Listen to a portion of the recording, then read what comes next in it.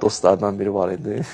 Mən bundan dost olandan sonra ona başladım izah verməyə ki, biraz ailəyə də vaxt ayırmaq lazımdır, biraz diqqət eləmək lazımdır. O da sağ olsun, qulaq asdı, hörmət, ehtiram elədi. Bir gün yığdım ona, dedim, qardaşım, neyinsən? Saat 8-9 idi axşam vaxtı. Hə, evdəyəm, bəs.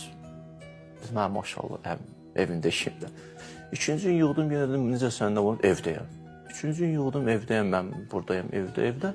Dördüncü gün yığanda evdə deyənim, bir sən hadisə danışım. Dedi, bu. Dedim, bir uşaq çıxmışdı dama, yıxılacaqdı. Ana da gördü, yıxılır. Dedi, bala, get dala. Get dala. Uşaq getdi dala. O qədər dedi, get dala, getdi o tərəfdən yıxıldı.